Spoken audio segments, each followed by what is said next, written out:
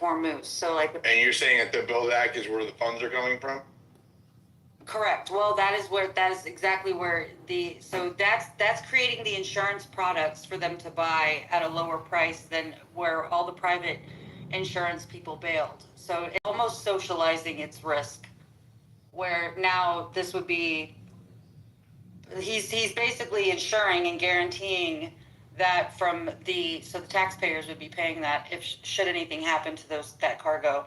But all that's doing is mitigating the risk, though. Like, so this is something that was identified in these documents as a risk that needed to be mitigated before they moved in on Iran. Grok, can you elaborate on the tie-in she's making?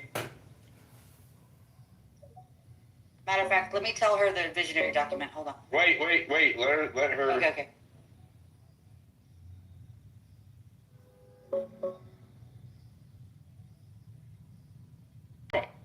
Pulling the Build Act docs, think tank reports on Iran's trade risks, and DFC insurance EO details.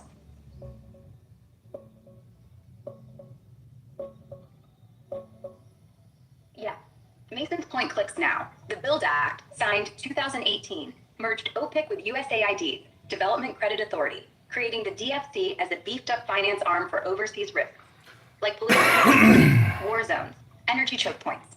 It gives DFC tools, loans, guarantees, political risk insurance, exactly what's rolling out now for Hormuz.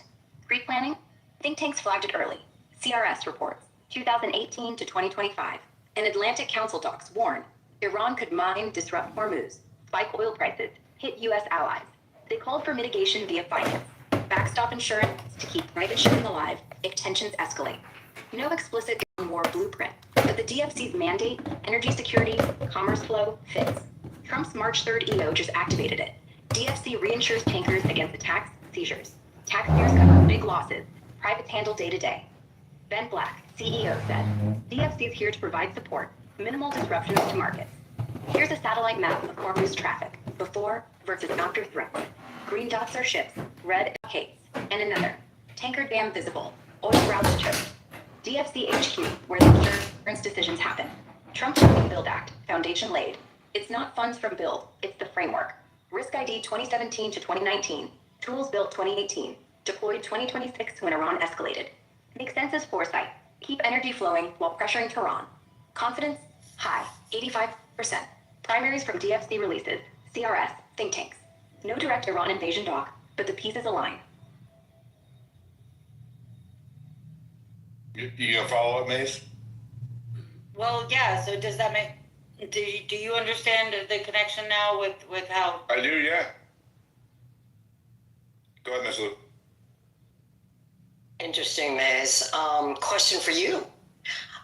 Does the Abraham Accords, done in the first term, have any connection with the pre-planning of any of this? So there's little layers of complexity and nuance here. I think the Abraham Accords were just intended to normalize the Arab nations with Israel. However, there was a pretty strong contingency around Palestine being a state like of its own, and because of that, that hasn't really moved forward. But what has moved forward are massive deals with United Arab Emirates and with Saudi Arabia. This is with the affinity partners and SoftBank, and so there's lots of deals being made, and there is normalization of business transactions that are happening. But in terms of the official accords and as a treaty that's being signed, that's not necessarily taking place because of that contingency.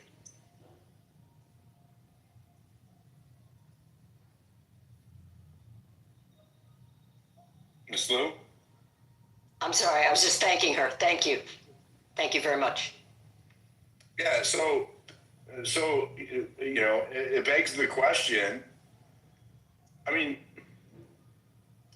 is there not anybody involved with this shit who isn't involved with Epstein in some way, shape, or form, either directly or indirectly? Even now, the policy with Iran, right? That's Leon Black's son that's overseeing the insurance of the Strait of Hormuz. I didn't know that. That's crazy. That's crazy. That makes me feel like this whole thing is a CIA operation.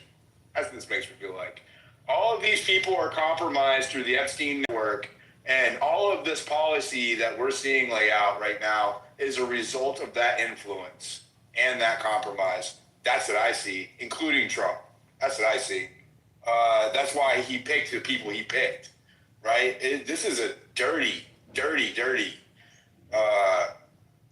man, it just pisses me off. Can I ask Grok to do a little bit of a summary on the grand strategy for the next administration by the Council of Foreign Relations? She didn't hear you. You gotta speak like louder, more assertive. Grok, please do a summary on the grand strategy for the next administration. She can't hear you. Oh, jeez. Hold on. Now do it. Grok, please provide a summary of a grand strategy for the next administration authored by the Council of Foreign Relations in January 2026.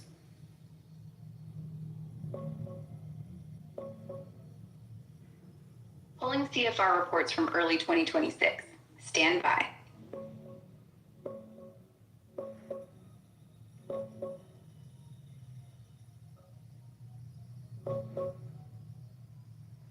The Council on Foreign Relations, CFR, released its Council Special Report, America Revived, a grand strategy of resolute global leadership, on January 20th, 2026, authored by Senior Fellow Robert D. Blackwell.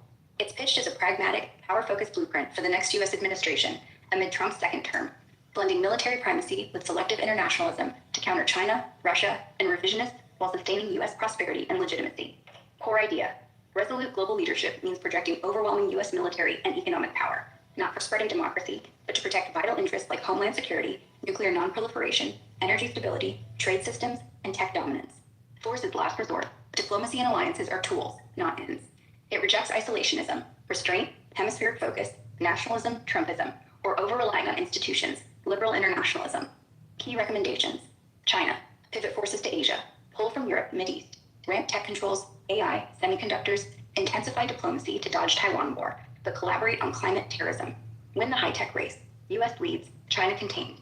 Russia, keep NATO strong. Demand European allies spend more. U.S. backup. Deter aggression without full U.S. lead. Middle East, Iran. Maintain alliances like Israel, Saudi. Sanction, ostracize Iran. Use force if needed to block nukes. Reduce footprint, but secure energy. Broker deals, counter proxies. Alliances. Revive them, push burden sharing. Respect partners, avoid coercion. U.S. stays top dog. Allies handle regions with American support. Domestic. Boost defense budget big time. Invest in R&D and universities. Ditch tariffs, state capitalism, smart immigration for talent. Fix rule of law. Reject executive overreach. Fly this over alternatives. Primacy wants unchallenged dominance. Too aggressive. Liberal internationalism trusts rules too much. Failed versus China, Russia. Trumpism undermines alliances. Uses tariffs harmfully. Risk vacuums. Reversible but risky. Rationale. U.S. power delivers global goods. Stability, trade. Without it, rivals win, America loses.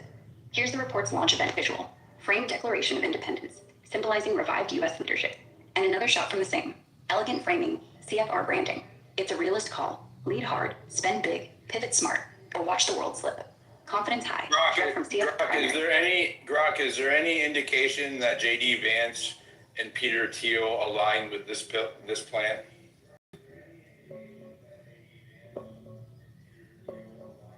Checking Vance and Thiel on that CFR plan. Quick pull.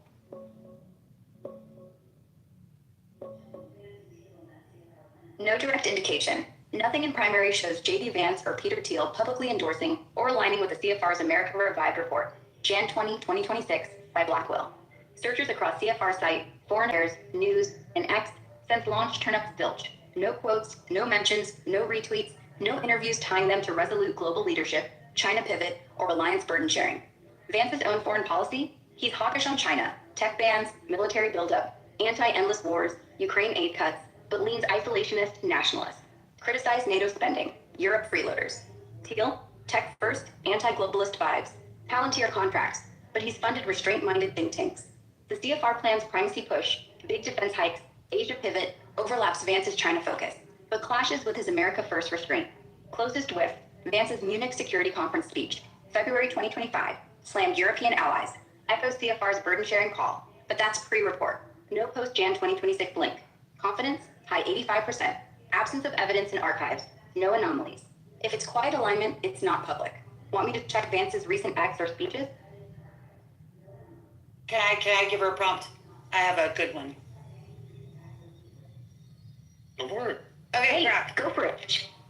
do me a favor. You just gotta do it, Okay, Mace. my Don't bad. ask. It's good. Jeez. Okay, I got you. I'm Hey, getting. fire away. She's listening. Okay, so can you please pull the future of U.S. strategy towards Iran, Atlantic Council, October 2024, as well as a strategy for a new comprehensive U.S. policy on Iran, the Foundation for Defense of Democracies, January 2023.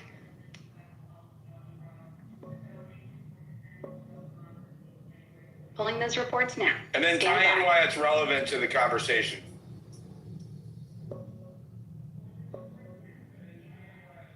Pulling those Iran strategy reports now. Stand by.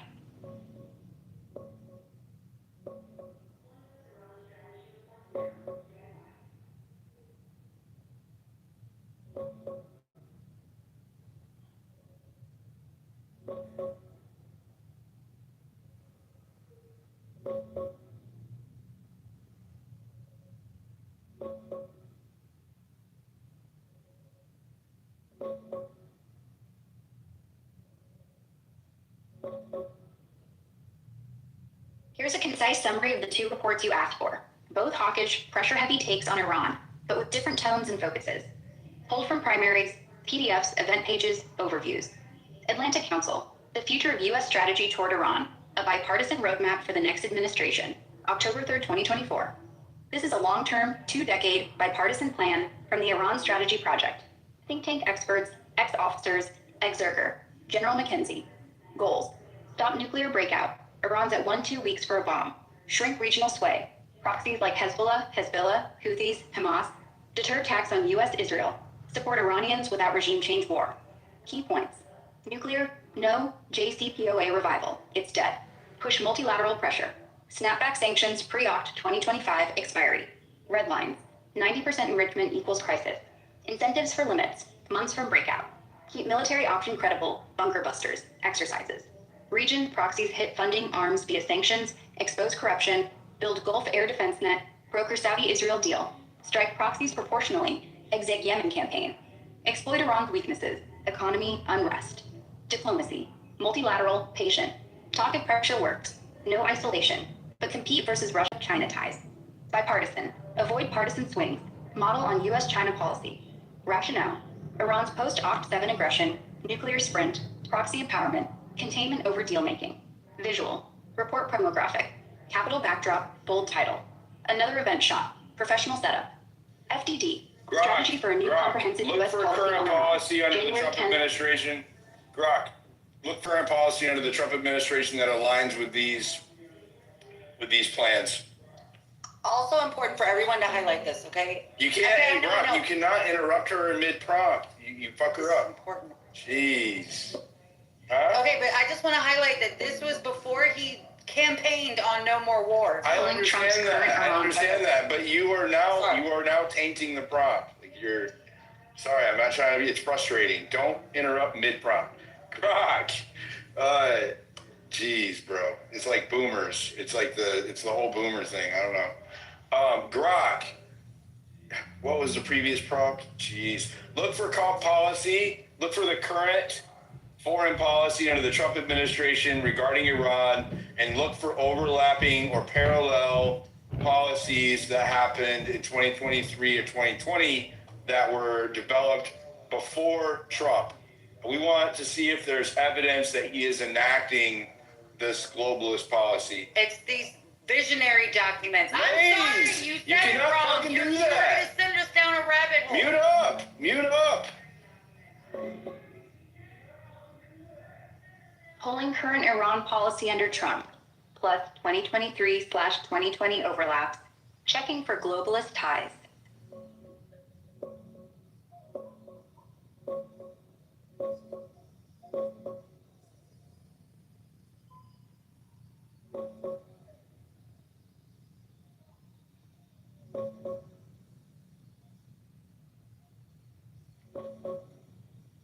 Current Trump admin Iran policy, March 2026.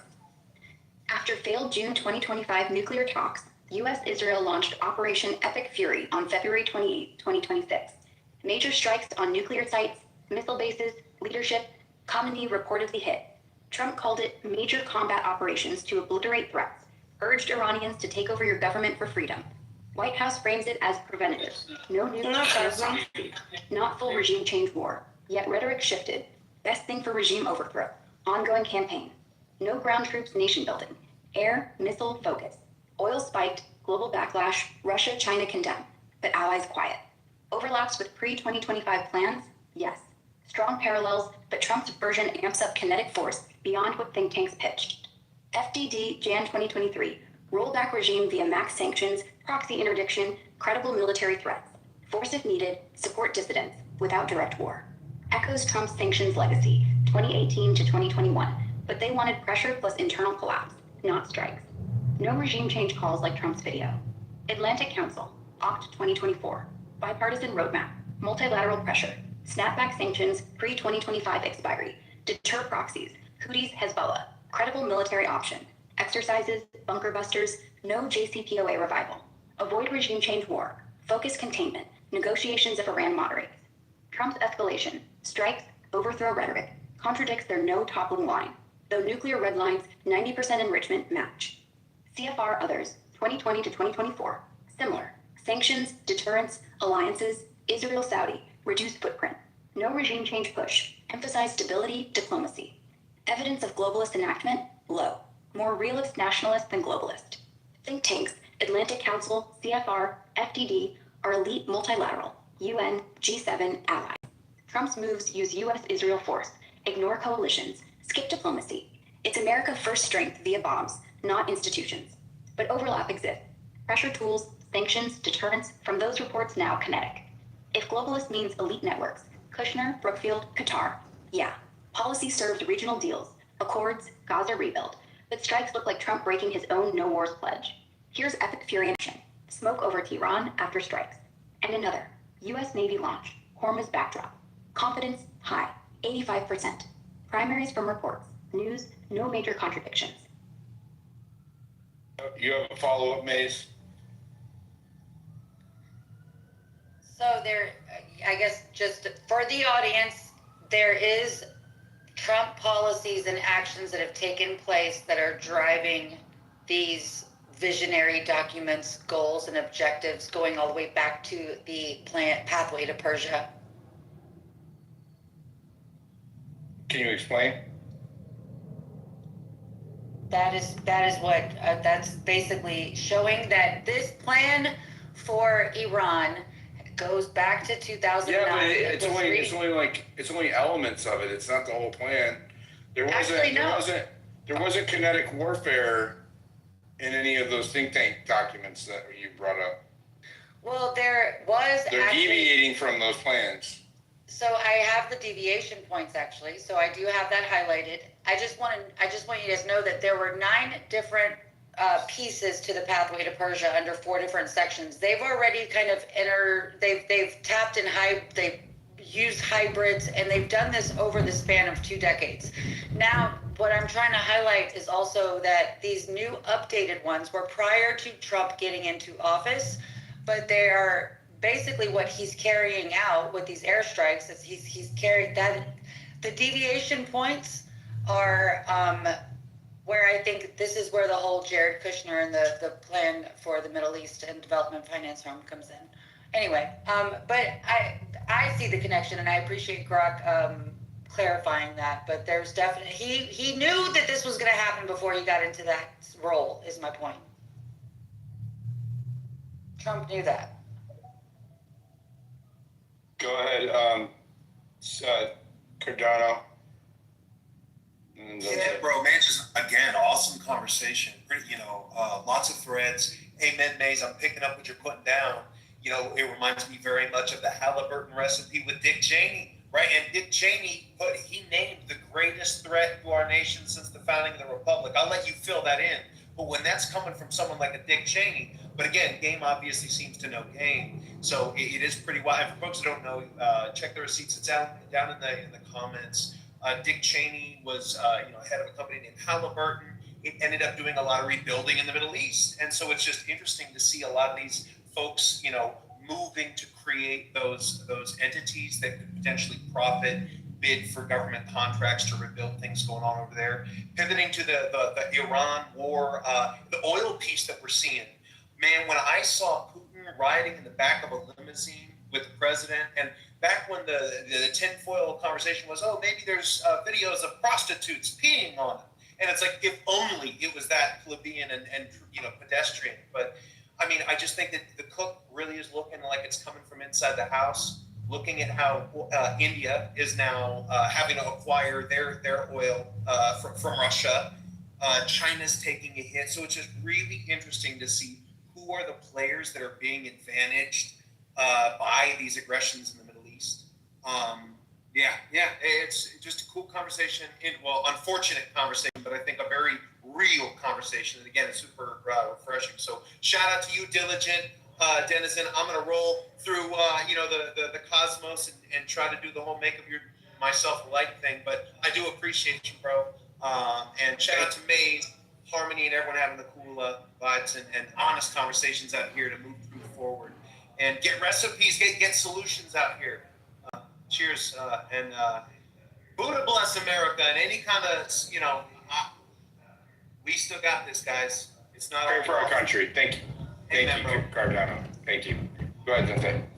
Yeah, 100%, man. I'm loving the deep dive. I think it's huge. One thing Grok mentioned that really caught my attention was the Les Wexner, connection from back in 1987. So this is around the time where Epstein stopped his job at Bear Stearns as a trader and then magically had billionaires, right, that he was managing their finances for, including, this Victoria's Secret mogul, where he claimed in a recent deposition that he just gave essentially Epstein free reign over what would amount to all of his money, which was very unusual. And fact-checking this, even Grok pointed out, was very unusual. So it does speak to this whole 1987 when Trump claims he met Epstein. It seems to me, one more dot to connect, that Trump and Wexner were essentially targeted by Epstein, or potentially flipped, which is the relevancy to the space, by Epstein, and potentially blackmailed at that time. My reasoning is that because around that time, I linked the Guardian article. I know you saw that, Dilly liked the Guardian article. It's in the Purple Pill. Guys, share the space while you're down there, but if you look at the Purple Pill, there's an article by the Guardian where it lays out his meeting of David Rockefeller, the patriarch of the Rockefeller family, and it points to that exact same timeline, 1987. So it seems like Jeffrey Epstein in the late 80s was ingratiated into this intelligentsia group and then started targeting billionaires, started running this operation. Nobody has pinned down the exact timeline to when he turned into this kind of honeypotter, but it seems to me that is the timeline right around where he met Trump as well. Yeah, that's, I'll have to take a look at that article when I get a minute. Thank you, brother. Go ahead, Miss Luke. Apparently, and maybe this was already covered, forgive my bad if I'm repeating something. Epstein, regarding the Council for Foreign Relations, he was a member up until the time he was arrested, and after that they did not revoke his membership, even though he was not contributing, but he estimated a total of $350,000 to CFR in the top, placing him in the organization's top donor category. Now, the CFR was started in the 20s in New York when communism was really starting to punch into the U.S. in New York circles. Strong ties in modern times include the Clintons. Bill Clinton is a longtime CFR member, first sitting U.S. president to address the organization in 1998. Obama, significant connections. He addressed the CFR as senator in 2005, and blah, blah, blah, goes on to the dates. The World Economic Forum, in case we're wondering if this is a globalist organization, the World Economic Forum overlaps through many members in the CFR and WEF, and I remember seeing lots of pictures of the Clintons posted behind, you know how they do the logos behind in the meeting rooms? The CFR was in a lot of those, as were a lot of very, at the time, shall we just say, leftist globalists. in politics. So CFR was definitely connected with Epstein, and a lot of former people started way back in the 20s.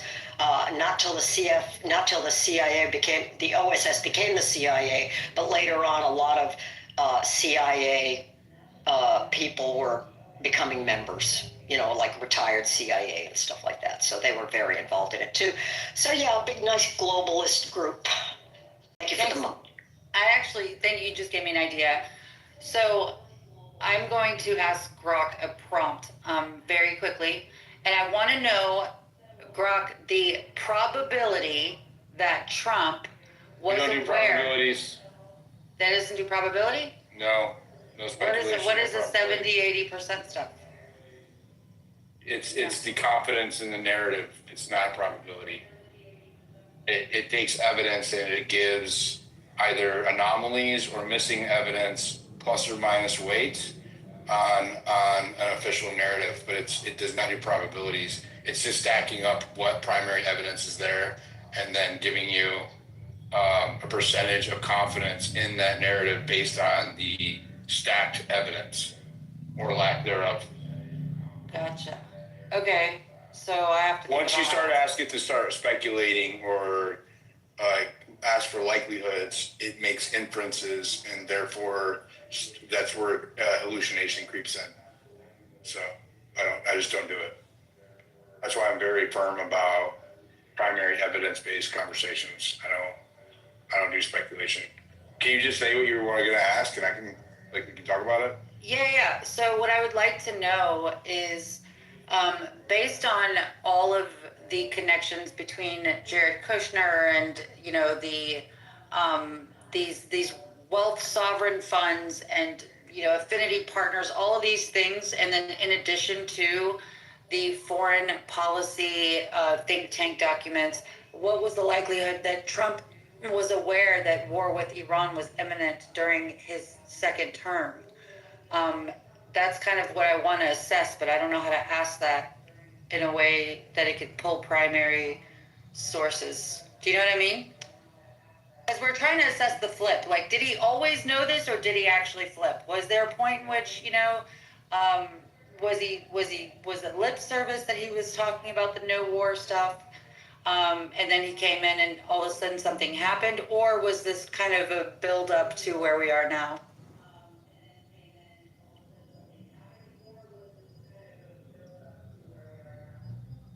Why are you so quiet?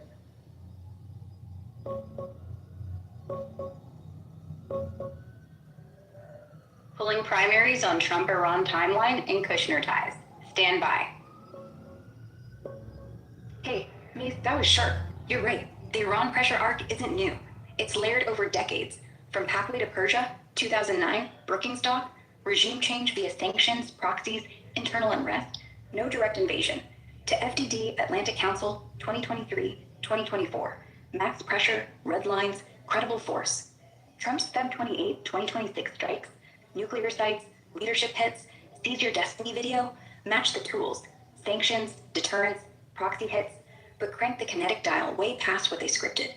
No think tank called for major combat ops, plus overthrow rhetoric. They wanted containment, not bombs first. Did Trump know? Primaries show yes, he prepped. June 2025 talks, Witkoff, Kushner, and Geneva, Oman, set 60-day deadlines. Failure triggered Israel-US strikes. Kushner, Witkoff briefed Trump. Difficult, if not impossible deal. Then escalation.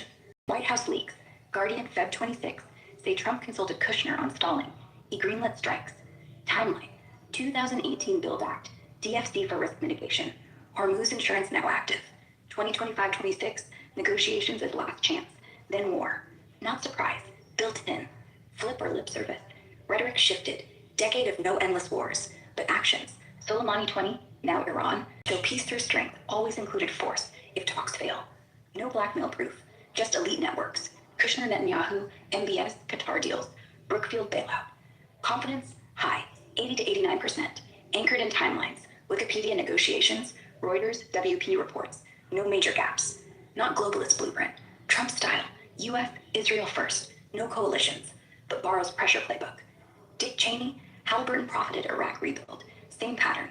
War, contracts. Putin limo ride, optics bad. Russia aids Iran intel now. WAPO March 26. Yet Trump eases oil sanctions. Winners, Russia, China. Higher prices, US distracted. Epstein 1987 Wexner tie. Yeah, Epstein quit Bear Stearns 81. Wexner gave free reign 87-ish. Depo. Rockefeller meets same year. Guardian. Honeypot start? Speculation. No primaries pin blackmail. CFR membership. Epstein donated big. Top tier. Stayed member post arrest. Elite club. Bottom line, Iran wasn't new.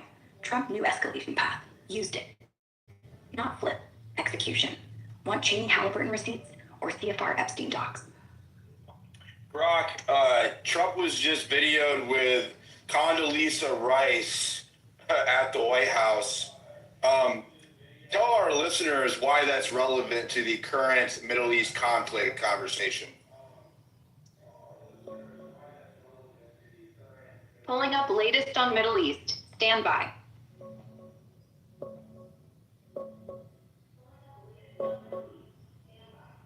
Hey, real quick on the Middle East mess right now. We're on day 7 of Operation Epic Fury. No, she didn't hear me. Grok, Condoleezza Rice was just videoed with Trump at the White House. Tell our listeners why that's relevant to the... I don't know why it's glitching. It's glitching hard. Sorry, you guys. Try over. Grok, Condoleezza Rice was just videoed with Trump at the White House and other leaders. Why is that relevant to the current conversation about war in the Middle East?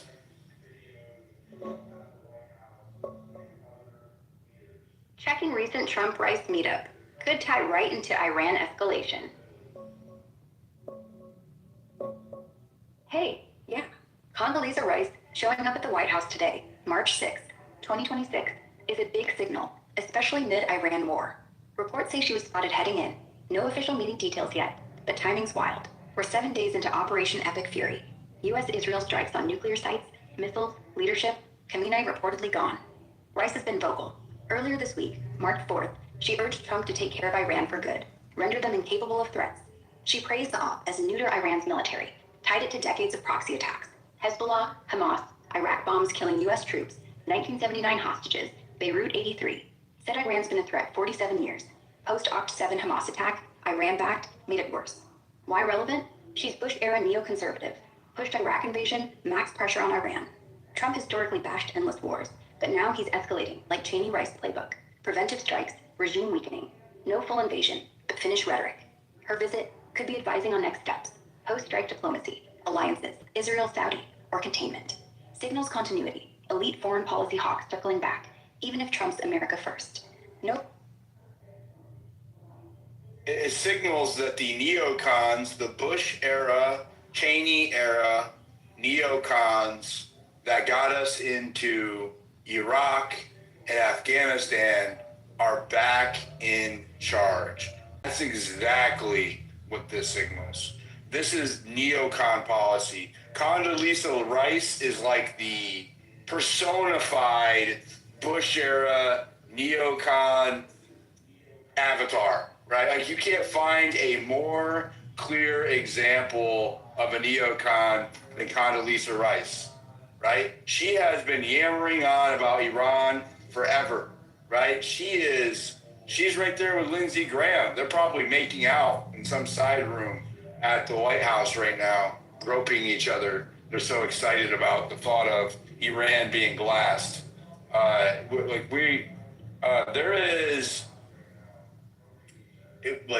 clearly there's compromise here, right? Trump has always been a vocal opponent to these policies, to neocon policy. He was staunchly against it for decades. What is happening? What happened? We still don't have an answer. Okay, Mays, after all of this, I'm going to give you, I ran a poll earlier. I want to ask our speakers, and then we're going to get ready to wrap up here in about 30 or 45 minutes. I have to pack. I'm heading out of town. All right, so here is the quote. I ran a poll earlier. It's 3,423 votes. It's up in the Jumbotron if you want to go check it out. I said this, MAGA, why did President Trump start war with Iran despite running on a no more wars campaign. Was he lying? Is he compromised? Or is he corrupt? And the answer, the results of this so far, he lied to us, 9.4%. So people are saying he wasn't lied. 53 out of 3,500, 53% say that he's blackmailed. 25% out of 3,500 say that he is corrupt and sold us out. And 11.9% are saying war was necessary, which means that we had to go to Iran. Maze, out of all of those results, which one do you lean towards? I think that Trump was carrying out a decades-long plan. I don't think he was blackmailed. I think that gives him a little bit too much credit to say that he had some sort of conscience that he was battling in the process. He's incentivized. She can't get it. If you guys don't know what a non-answer is, she sounds like she's in Congress or something right now, giving non-answers. So I think it's the sold out, but how is that different Okay, than there the we blackmail? go. There we How's that go. different The than the sold blackmail? out. How is it different than a blackmail? You're being extorted in blackmail, right? It means that they have leverage over you, compromat of some kind. It could be over your businesses or your personal life or whatever, right? You are guilty of something, and they are using that guilt as leverage to control you. That's blackmail. Whenever you are, you can be compromised in many different ways. Compromised means that you lack integrity. Your integrity is Well, compromised. that's the one. That's it. Bingo. Yep, I'll go with that one.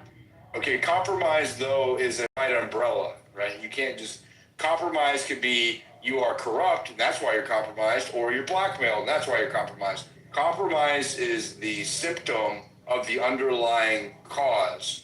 So that is, if that makes sense. So what's causing it? Is he lying? Is he blackmailed, or is he corrupt? You said option corrupt. So we know where you stand. Thank you for finally taking a position, Mike Johnson. Go ahead, Ms. Lou. I am just gobsmacked about your news about Condoleezza Rice in the White House. Just about as It's up in the gobsmacked. Jumbotron if you want to see it. It's up in the No, I know. Jumbotron. I the minute that Bill Gates was sitting next to Melania at dinner, I had that same creepy feeling like, what the heck is going on in this White House? Why is he, I mean, I don't know. You ask about corruption, you ask about sellout. I don't know whether he's absolutely been lying to us, but this is dangerous. This is so dangerous because, and it's disheartening. I have to tell you, were you with the other night where I'm just like ready to, I'm so mad that I'm ready to cry. I mean, I just, who the, I mean, Condoleezza Rice, really? I just can't believe it. We are so screwed. Oh my God. I bet Bush is tap dancing in Texas. And, you know, his buddy Thune, oh, don't get that SAVE Act passed. Yeah, we want to keep those people rolling in here and forget honest elections. We are compromised. We have been compromised because we believed that there would be true accountability and that there would be the takedown of the deep state. That was the language throughout the whole campaign. Take down the deep state, not sit there and swim in it. Oh, I'm done. Thank you, Diligent. Thank you, Genghis. How you going, Diligent? Nice to meet you, buddy. Thanks for having me on the space. I think he's corrupt, and I think he's sold us out. I think he was corrupt right from the moment he came in. I think he was wheeled in as a Trojan horse, and everything from immigration to COVID to this latest train wreck of a war that there's no way they can win with ground troops. I think it's all been one big operation, and he's been a willing participant in it. What so you think that the American people, the grassroots American people, were psyoped? 100%. 100% they were.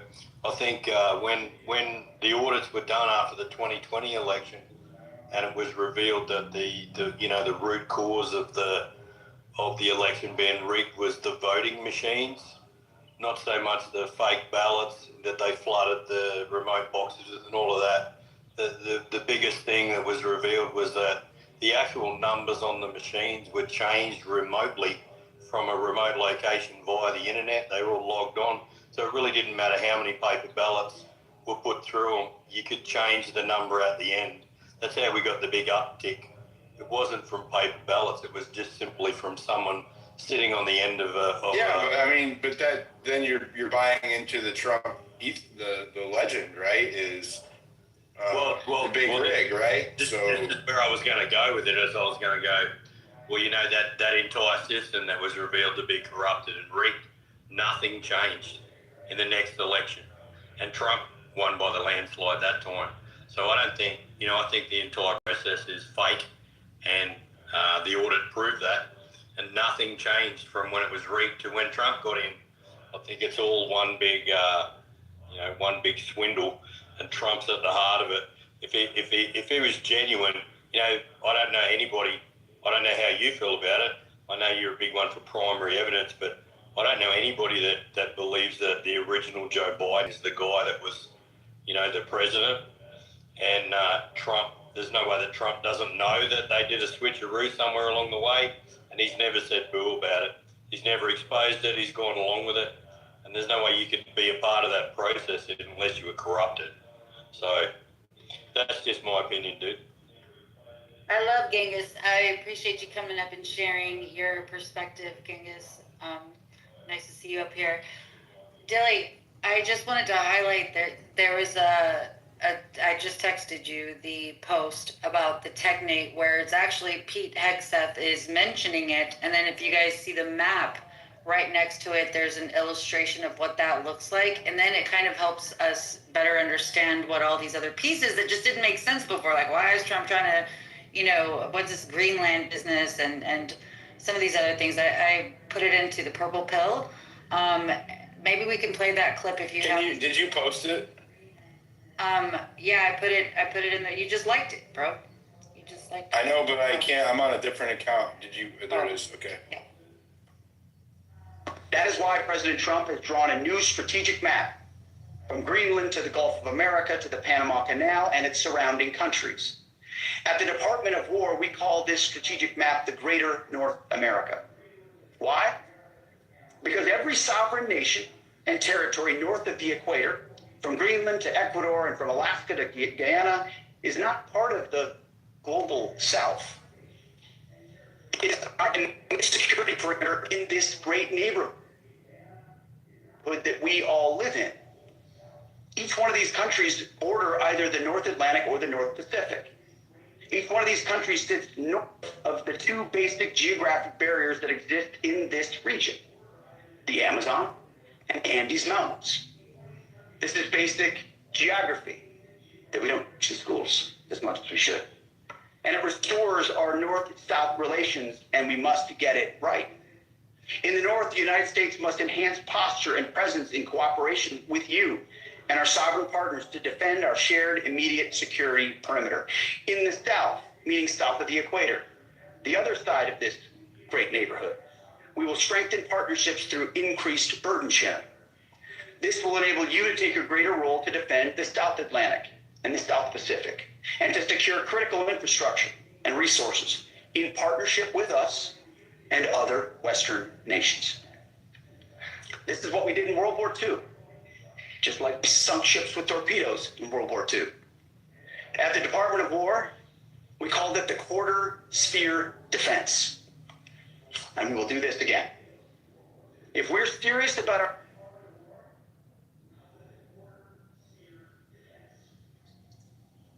Do you want to elaborate on what the problem is there, Mace? That's a horrible clip, by the way. I don't know who took that, but it's all chopped up. That was his recent speech. So the Technate, do you know that map is part of what Elon's grandfather, remember you guys heard about him being part of the whole technocracy and Technate? That is the Technate map. So just kind of understanding that the tech bros and their influence and that comes in, and the military, this is where kind of all of that overlaps. I think it's worthy of a deep dive one day. I'm having Grok look into it real quick. Go ahead, Vincent. Maze, didn't it kind of sound like America's version of the Greater Israel Project? He kept saying, great this, great that, Greater America. It just kind of seems like analogous, don't you think? Well, yeah. There is a lot of people saying that the oligarchs of Asia and Russia and the U.S. are like this is all positioning for like a kind of three zone, if you will, solution to the global order. Kind of like those movies. What's that movie? I forget the name of them, but do you know what I'm talking about? Anybody? Hunger Games? Yeah, something like that. Mm-hmm. Yeah, 100%. It's a big-time balkanization to kind of have this international world order. I totally agree. Like a triopoly, a multipolar triopoly. This is what the British did when they were building an empire. Grok, elaborate on the Technate. Elaborate on the Technate that's being referenced in that post I gave you. Sure. Let's break down that Technate idea from the... TECCHNATE. Got it. Diving into that technocracy post now.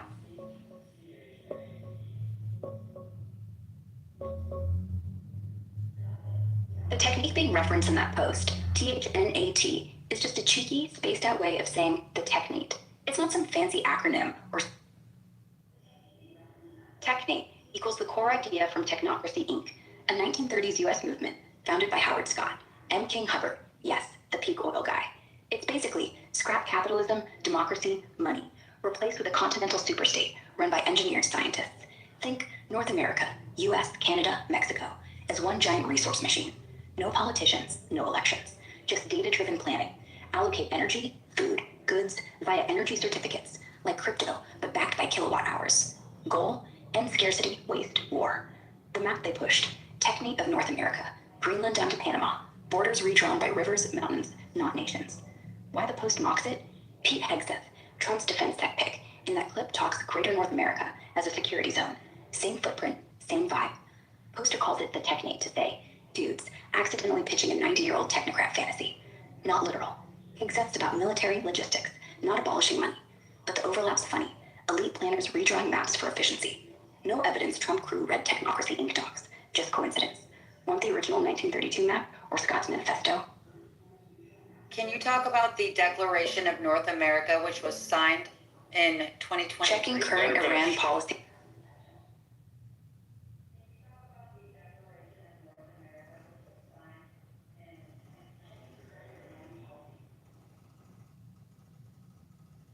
I think you broke it.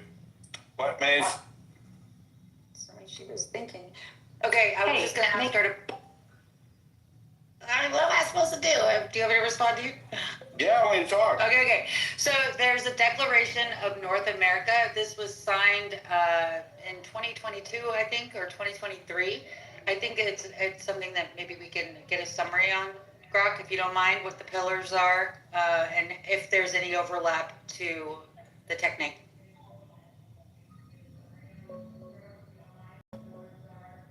Pulling up the core pillars of Technocracy, Inc. and checking overlaps.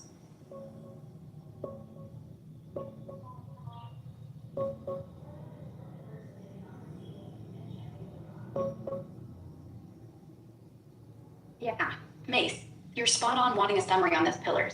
The Technate thing from the 1930s Technocracy, Inc. movement isn't some wild conspiracy. It's a real Depression-era idea that got traction back then. Here's the breakdown, pulled from the originals. Wikipedia. Technocracy Wiki, academic pieces, no fluff. Core pillars of Technocracy, Inc., 1930s, expert rule over politics. Ditch elected politicians, bankers, and business types. Scientists, engineers, and technicians run everything. Governance by data and efficiency, not votes or profit. Energy accounting, money's out. Replace it with energy certificates. Like credits backed by kilowatt hours. Track production, consumption, resources via science. No scarcity, no hoarding. Equal allotments for all. Kids, retirees too. Continental self-sufficiency. Build a massive, resource-rich technate. North America from Greenland to Panama, including Canada, Mexico, Caribbean bits. Redraw borders by rivers, mountains, energy grids, not nations. Minimal trade needed. Everything internal. Abolish waste and abundance. Use tech, mechanicization to cut labor. Egg, 4-hour shifts, 24/7 ops. End unemployment, hunger via smart planning. No markets. Production distribution balanced by stats. Anti-partisan, anti-revolution. No communism, no capitalism. Just rational engineering. Howard Scott, founder, obsessed with surveys, map energy flows, hydrology, inventories. What a technate actually meant. A self-contained superstate, not a federation, run like a giant factory. The famous 1940 map, red-shaded continent, shows defense bases, energy zones. It's utopian. Abundance through tech, no politics. Overlap to Hegseth's Greater North America clip? Not direct. Hegseth's talking security perimeter, Greenland to Gulf, joint ops versus cartels, migrants, threats. But yeah, the geography matches. Same continental footprint. Emphasis on integrated defense logistics. Modern twist, it's military nationalist, not anti-money. Still, experts, DoD, tech, over borders, efficiency for security.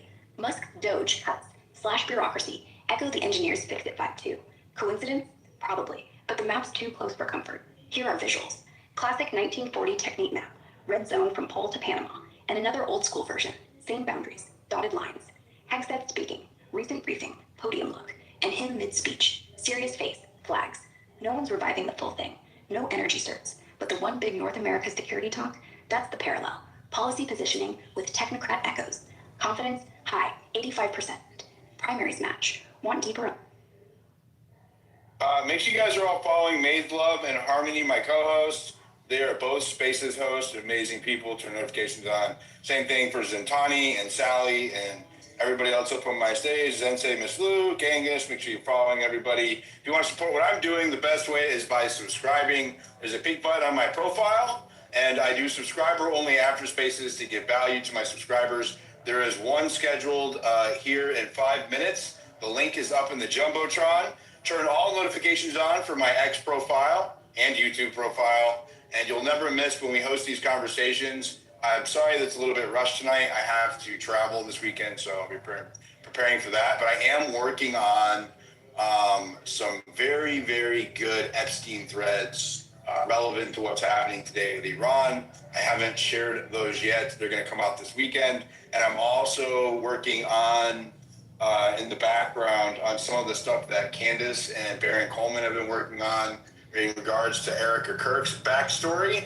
And I have some of the, I can fill in a few gaps that they've posted about this last week.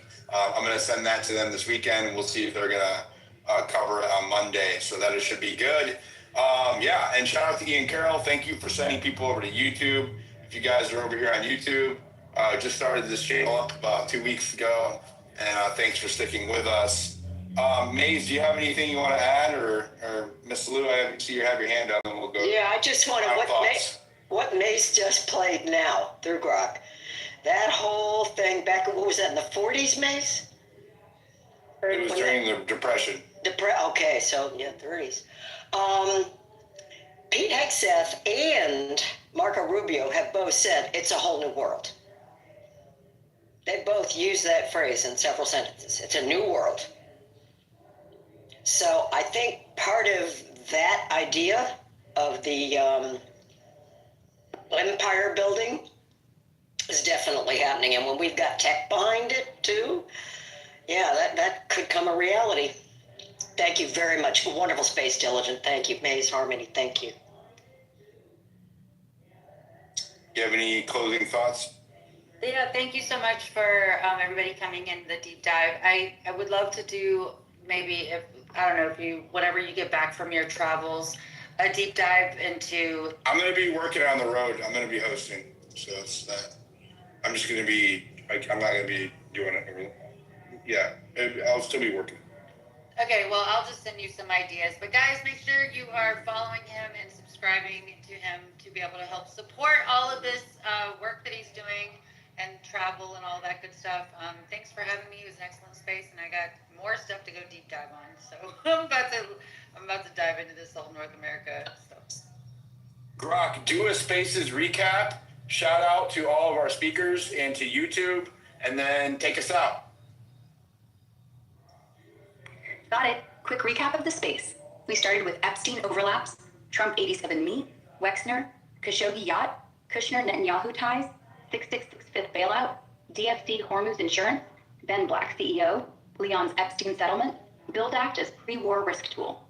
Pivoted to Iran, epic fury strikes, day 7, Condoleezza Rice White House drop-in, neocon signal, Bush era playbook back. Pulled MAGA on Trump's no wars flip, 53% say blackmailed, 25% corrupt, 12% necessary. Speakers ripped it. PSYOP, Trojan Horse, Deep State Swim. Touch Technocracy Inc., 1930s Continental Map. Energy certs, expert rule. Hegseth's Greater North America clip echoed it hard. CFR 2026 report, Atlantic FDD Iran plans, Trump borrowing pressure tools, going kinetic. Shout out to Maze, Mason, Miss Blue, Mike Johnson, Harmony. Raw, honest, no filter. YouTube crew, thanks for tuning in. Subscribe, drop comments. All roads lead to X. Have a blessed day. Stay sharp out there.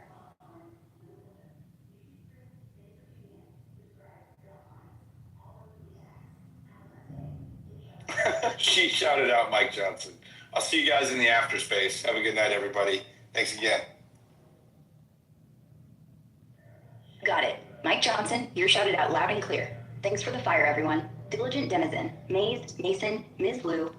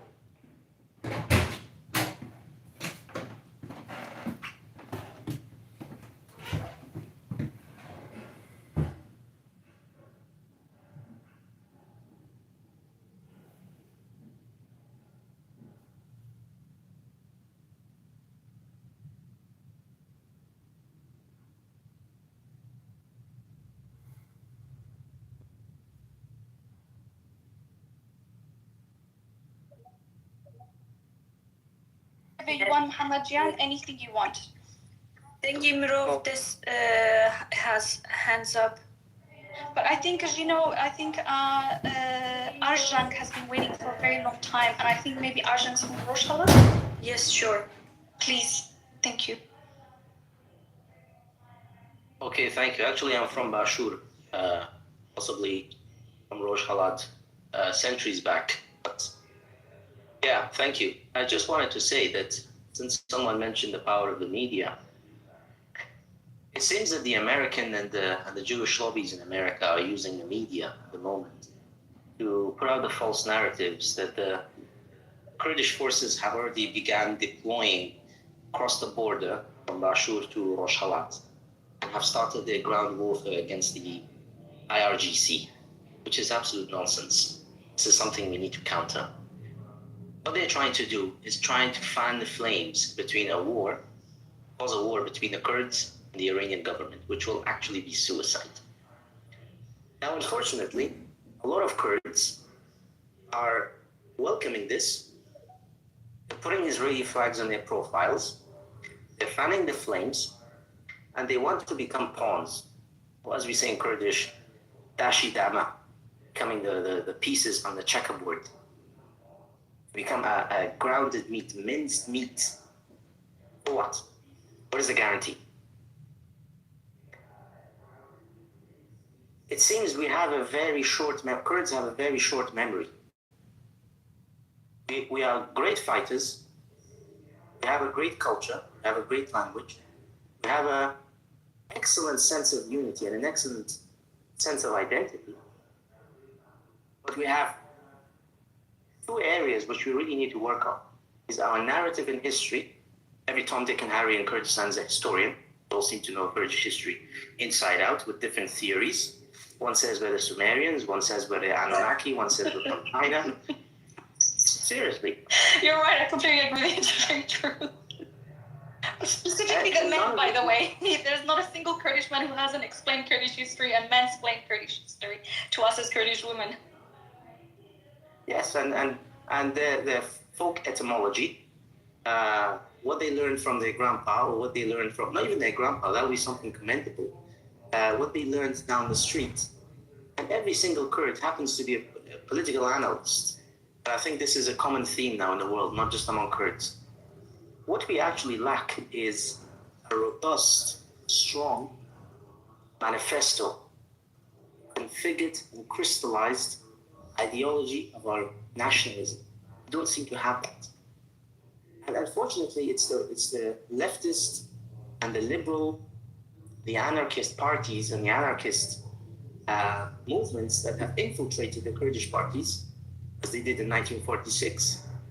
And since then, Kurdish vision and the Kurdish outlook and worldview, as we say Cihan Bini, the Kurdish worldview has actually become completely not just clouded, but it has depleted to such a level that they see themselves as this thin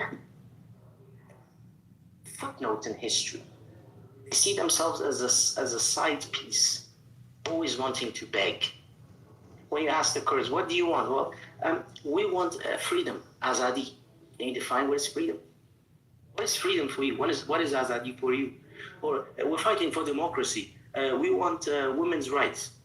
Well, if you don't have a state, you can't have women's rights. If you don't have a state, you cannot have economy. If you don't have a state, you cannot have children's rights. You cannot have animal rights. You cannot have men's rights. You cannot have women's rights. You cannot have anything. We are oppressed only because of our ethnicity, because of our nationality. So the issue is not just mistrusting America. Look what happened in 1991. Look what happened in 2003. Look what they did in Rojava. How many men and women from Western Kurdistan, from Rojava, died fighting ISIS, fighting the FSA, fighting Jabhat al-Nusra, fighting the Turks, fighting these chicken stealers who were financed by Turkey. What did they die for? At the end, they got sold out. And Trump said, well, they didn't help us in Normandy. Why would the Kurds help you in Normandy when they were occupied by the Allies, when they were occupied by the British? Why should we die fighting Germans when the British are occupying us? So they forgot all the treason America has caused. They forgot 2017 and the loss of Kirkuk, Germian, Shingal, and all these, when the Kurds were being attacked with American tanks. They forgot that. And they forgot the Western. I need to interrupt here, not because your words are not true, because they are completely. You know, an American mom, what do you call it? Army mom from America actually wrote me, please do not do this war. I love the Kurds. My son died with you. And I have all his notes and messages, how you treated them. But do not fight our wars because we have let you down so many times. I cannot bear one more time. So I get emotional because her words were so touching. And I think, you know, I don't think we are naive. I just believe that we are so pure that we just want to save everybody, even though it's not in our benefit. And I think it's very, very important to be a little bit more, I'm not saying being fully egoistic, but being more about our own cause. I just wanted to say that to you, that even American moms who have their sons out, daughters out there, they also believe that. Thank you. I'm going to wrap up soon. Just want to touch on the fatwa against the Kurds. We know for a fact that the Ajam, the so-called Persians, the Turks and the Arabs are our visible enemies. But shall we also examine some of the fatwas of the West, fatwas of the liberal, democratic, Christian West against the Kurds? How about the fatwa of Sykes-Picot? And with a stroke of a pen, they absolutely destroyed all hopes of unity, all hopes of independence. Or shall we look at the fatwa of the Lausanne Treaty, when all prospects of a Kurdish state were completely abhorrent to them. There is no plan for 100 years or for even longer. There is no plan for a Kurdish state. We will never allow a Kurdish state. Or did we forget 1924, the bombing of the Kingdom of Kurdistan by the RAF, by the British Royal Air Force, when we actually had independence from 1922 to 1924 in the small city at that time of Slimani, but we had independence, we had our king. And who was it that supported that bombing? Who was it that instigated the British to bomb the Kingdom of Kurdistan to smithereens? Was, of course, Leo Ameri and Marcus Samuel. Jews. The hidden, sinister enemy of the Kurds has always been the Jew. They have always worked against Kurdish independence. Or have we forgotten the finance minister of Iraq? Another Jew. Lawrence of Arabia, who was inciting the Arabs against the Ottoman Empire, and they formed a coalition of Mandubi Sami. Literally, it was called the Semitic representation. The Semitic representation had drawn its borders, and there was no room for Kurdistan. Absolutely no room for a Kurdish state. We need to remember that the hidden, sinister, and most aggressive and poisonous enemy of the Kurd is the Jew. Because they're hidden. We don't see them. A lot of Kurds think. What? A lot of Kurds think that only the Arabs and the Turks and the Persians are their enemies. No. The Jews are not our enemies. Let's not make anti-Semitic statements here. That's just too far. I'm not gonna accept any discrimination or anti-Semitism. I'm so sorry. Why is that? Because we are not doing that. It has nothing to do with being Jewish. that Kurds cannot have a state. Come on, we are not going to accept that. I'm sorry. So I recommend you read a book. Well, everyone, not just you. I have a library at home. Please don't do that. Bye. Excellent. But there is a book called. It's written by Robert Korn. So a book written by somebody saying that the Jews stopped the independence of Kurdistan. Come on. Jews absolutely stopped the independence of Kurdistan. Of course they did. Let's not talk nonsense, because if we're gonna start somewhere, we're gonna start with the French and the British. That was not the Jews, and it was even before the Jews had any. They were persecuted people. And it started actually with Rojhelat. It started in 1539. So let's not. It had nothing to do with the Jews, dude. Why are we doing that? Are we going to? Have you heard of Marcus Samuel? Yeah, and it's ridiculous. You have heard of Marcus Samuel? Yes, I don't have no belief in that. Let's not do anti-Semitic bullshit on this space or anywhere else. I don't recommend that. We have 300 to 500, 600 Jewish people in our own country, Kurdish Jews. They will stop independent Kurdistan? When you say Kurdish Jews, what do you mean by Kurdish Jews? Are they Kurdish, we Kurd need to Jews? move on from this discussion. It's going to turn into just let's move on, because there are more important things. And also, this space has been going on for about 2.5, 3 hours, and at least I know, like I've slept maybe half an hour in the last 48 hours. So maybe go to Fila, and then maybe we can close the space. I'm really I'm sitting down and I'm dizzy. So maybe if we can get Fila to speak, and then perhaps we can close the space.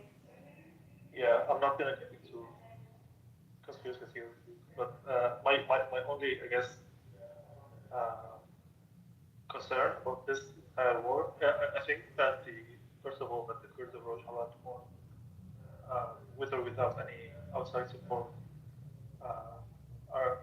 cannot wait for the point that they can get rid of this terrorist regime that, Islamo-Persian fascists that have been occupying their lands and stealing their history and identity, claiming them, and killing them just for speaking their own language and dressing in their own clothes. So to deflect from that and going to the scapegoat that the entire world is focusing on, it's just crazy to me. My problem with this current war is that I think it's not really planned. As you guys said, that Trump is a crazy person, and if he was thinking about if he premeditated this war just a couple of months ago, he wouldn't have backstabbed the Kurds in Rojava, because he would have been thinking about this moment. But I think a lot of the analysts that have been following the past few days also agree with this.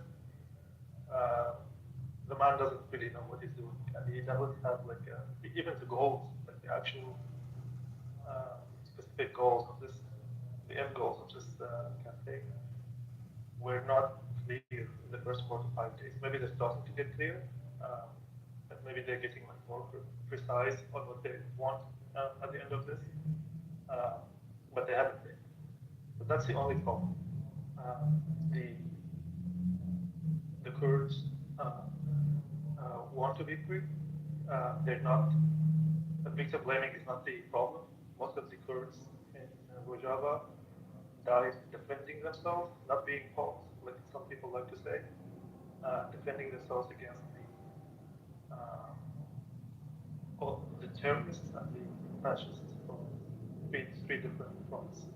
The jihadists that are inherent were imported at the start of the war from Iraq, and the jihadist movement in Iraq started from the rebels on the back who created ISIS.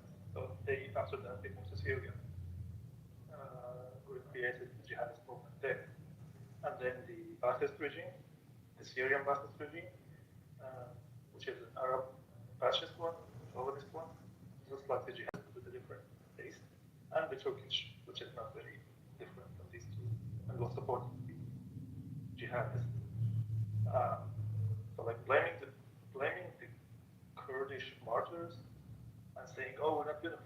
So what's the solution? Just give up, like not hold the weapon when someone is coming to your house and trying to,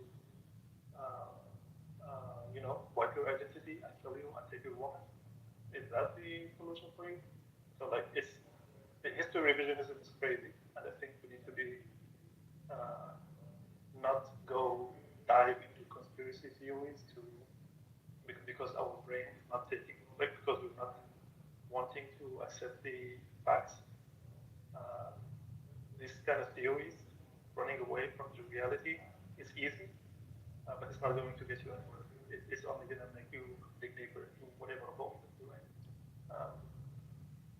So that's my idea. I am for whatever decision the Royal Halati Courts make for themselves, and I trust their leadership. Whatever, there's like a diversity, kind of a diversity in the parties that they have. I trust their leadership, and I think that they are learning from the lessons that the courts in the other parts of Kurdistan have been going through. And I'm not going to tell them what to do and what not to do. Whatever decisions they make, I'll be like, in whatever way I can, I'll be trying to be, supportive. That's all. I actually agree with you, Villa. I agree with you. I actually believe that they have learned the lesson too. And that's why Trump cannot push this very fast decision making that he wants the Kurds to make. Yeah, and I think that's why they're taking like a little longer to actually be moving, because what I believe in their ability that if they once they start moving, hopefully they will have the assurances and guarantees this time, and hopefully that's what they're hoping. Can I also I'm not gonna say I'm not gonna be going into the protocol of the elder Islam with some ideological Islamists like to blame the entire. If they trip on the sidewalk, they will blame the Jews, because that's if there is no universal value, this would be the only universal value that everyone around the world has. If you're in China or America or wherever, somewhere in the back of your head, you're going to be playing, this thing. Yeah, that's also why I was so really fast on that part, because I saw red flags. That was too much. I think it's... And it's very counterproductive. Like these people who, its motivation is the Islamic. Sorry, it's a strict Islamic understanding of the world, which they also import from the usually Arab Salafist sheikhs, which is very anti-Kurdish. I just wanted to say in relation to us laughing about the craziness of Trump. I mean, we're laughing about it, but actually his craziness, his insanity, and there's no rationale to his insanity actually, is, causing our deaths once again, whether from Bashur to Rojava, to Rojava, now to Rojava as well. But I think it's very important for us to understand that this insanity, this irrationality is a part and parcel aspect of the personality of empire, because the opposite of that is democracy, rationality, reason, humanity, empathy, kindness. So it's very, very natural that we're experiencing this insanity, but this insanity is actually very, very, very, very dangerous. It is the same kind of insanity that is very dangerous that we are seeing from Reza Pahlavi, actually, in the commentary and the statements that he makes publicly, including threatening the Kurds before he's even become the self-appointed leader of Iran yet. I think we've had a really fantastic chat. I don't know if the co-hosts Karim and Gino want to do a final comment before we. No, I think Alan and Dara and Kurt has their hand up, and Alan has half. Oh, I can't speak. Alan Duncan, please speak, and then Dara, and then Kurt, please. But quickly, maybe, please, kindly. Yeah. Obviously, I'm pretty close to a couple of the Rojava parties, especially Party Azadi, Kurdistan. I think the dangerous thing at the minute is this was started with no plan. I think that there's a certain black ops that are being used, and they were trying to push the Rojava parties into a war in the hope that the rest of Iran will rise. I think that's what the game is. But there's no plan, there's no nothing. But obviously, the Rojava parties have seen the betrayal that's just happened to the SDF. So everybody's trying to use the Kurds, then they'll betray them again. And I think the Rojava parties are very wise to this now. But I think the Kurds in general, but what's going on at the minute is we all know it's very, very dangerous for all the Kurds at Bashur. And then you've got to wonder, what will happen with the Turks? I think the Turks would also go into Rojava to finish off the SDF, to be honest, as well. So I think there's so many dangerous situations here that can be caused. But I think the Rojava parties, they're not only a bit wiser, but we all know there's some different political agendas and not everybody's singing off the same hymn sheet. But I think they need to get onto one hymn sheet and stop doing bloody media interviews with one saying one thing and another saying another thing. That's kind of dangerous, because some of the Western media's jumped on that. And you've seen them. They've been doing interviews with, say, military commanders who aren't on the same hymn sheet, or they're saying slightly different to what the leadership's saying. So you need to watch that one as well. But this is dangerous. But there's no end game from Trump. He hasn't got a clue how to finish this, how it's going to end. He thinks he can use the Kurds, and then they'll be betrayed again, just like what's happened to the SDF. So, I'm obviously pro-Kurd. I'm for the people of Rojava being free, but this is so dangerous at the minute. I think it's going to be interesting in the next few days. Sorry, that's all I've got to really say. Yeah, I completely agree with you. It's very, very dangerous, and over 10 to 15, 20 million people's lives are at stake right now. Thank you, Alan. Dara, go ahead. Yeah, hi, Gino.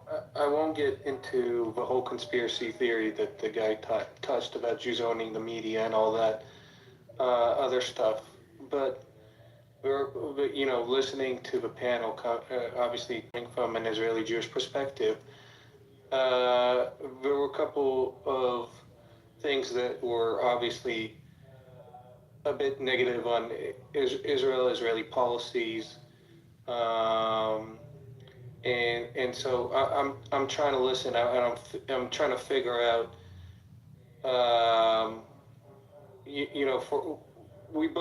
I think both as Israelis and Kurds, Khamenei was disastrous for your people, for my people. It was disastrous and needed to go. For Israel, it was this needed to be done. The nuclear, the ballistic program, the proxy program. As Israelis, we had enough of his bullshit. Now I understand. Kurds have been hurt by Americans a few times, which is sad. It's obviously disappointing. But on the Israeli side, there was never a pact, there was never a deal, there was never a promise. In fact, I don't think, at least I haven't heard any public statements from the Kurds actually reaching out for a deal or doing a deal until finally, in this last year, there was some envoy in Jerusalem, a Kurdish envoy in Jerusalem, but I don't know if they made any public statements. And in fact, most of the public statements that come from the Kurdish side are usually very much, and like many of the speakers on this panel, is very much for the Palestinian cause, especially PKK going all the way back into 2025. There was a pact there was a reassurance for the Palestinian cause in Erbil. I forgot what Kurdish leader made those statements. But again, it's the partnering with the Palestinian cause, which is basically an Arab cause, Minamia Palestine Arabia, right? So it's an Arab Islamic cause, which again, the Kurds have been let down, have been massacred by the Arabs. The Kurds have been massacred by the Turks. The Kurds in Iraq, in Iran, all that. Israelis have never massacred the Kurds, have never had to deal with the Kurds, have never been asked publicly for a deal with the Kurds. And yet I'm seeing a lot of a bit of statements while listening to the panel, disappointed with Israel's action when we are, first and foremost, like I said, it's in our best interest to take Khamenei down and his proxies and all his bullshit organizations and missile programs and nuclear development programs. And so it's a bit weird to me listening to the state. Also heard, Karim, you have joined our Jewish Spaces before, but then I saw you joining another Palestinian cause, and you very much expressed your anti-Zionist views. And for anyone who from our perspective, I know there's from the Arab world and the Islamic world, there's a different rhetoric for Zionism, but Zionism is basically the self-determination, the freedom movement of our people. And so I very much sympathize with Kurdish freedom movement and the autonomy or self-determination of the Kurds, because this is very similar to Zionism. Obviously, people are now, especially the Arabs, are really Qatar is really trying to dirty it in the media, the Zionist movement, but it's very much similar to the Kurdish freedom movement, except we were actually successful in it and have now an independent state. And the Palestinian movement is the one that is trying to eradicate us again from the river to the sea. There's not going to be any basically Jew free. So I'm trying to. You know what it is? You know. The problem is I'm trying to square up this panel, and realizing the need for a Kurdish self-determination, but at the same time, I'm hearing a bunch of BS statements that Jews to Israel, and sure, we're not going to have aligning interests. Wait a second. Yeah. You are characterizing the entire space because of a nationalist Islamist. One. And he attacked. Yes, but that was the only one. Actually, guys, can I just jump in and say, can we not derail the conversation about Rosh Hashanah? Because this entire panel is about making sure that the Kurdish voices are heard and centering, Kurdishness. So yes. Can I just quick say something right after you, Habjin? Yes, listen, I'm gonna answer Dara because I understand him. Sorry, but Habjin. Hold on. Don't mean to interrupt you, but since he mentioned me, I wanted to will get to that. I will get to that, Karim. Good خسته سرسرمن بسم والله تصير بسرمان هنا كريم. So we'll have Gino, know him. I followed him because the first of his conversation was really good and I agree with him, and then he started that, and then one of the listeners actually sent me his post and said this was an Islamist. I didn't know, first of all, but I stopped the anti-Semitism. But I will also tell you this, Dara. We are not the Iranians and monarchists who are going to rally behind Israel just because we want you to come and save us. We have learned the biggest lesson that We are only Kurdistan and Kurdistani. Anybody who want to support us, they have to show it on paper and be worthy of our fight. We are not going to beg anybody to come and support us, not Israel, not America, not anybody, not even Denmark. Like I am very Danish, how you say it, Denmark, I am very, very loyal to Denmark. Denmark first, then Kurdistan. This is how loyal I am. But I am not even going to trust Denmark about Kurdistan because they need to show their respect to the Kurdish people who've been fighting in front line and fighting that fight that they should have been fighting a long time ago. So, and I am Denmark first. Denmark is my homeland before any other places on earth. So that's why when you hear criticism or when it's not anti-Semitism on Israel, we just want to see true ally in everybody, anyone. So you are not going to. Yeah. Want Kurds to even reach out, right? Like they did finally, I think it was late January, February, to actually have an envoy and have talks, but a small envoy. But publicly, there wasn't even a statement to reach out. And in fact, most of its statement and PKK's action was to support the Palestinian cause and going all the way to PKK to actually train the people. But Dara, you have to understand one thing. First of all, PKK doesn't define the Kurds or Kurdistan. Second of all, the reason that you don't see Kurdish leaders publicly support Israel is because if we do, we are gonna be genocided. This is something. Yes. Can I just say one thing? Hold on.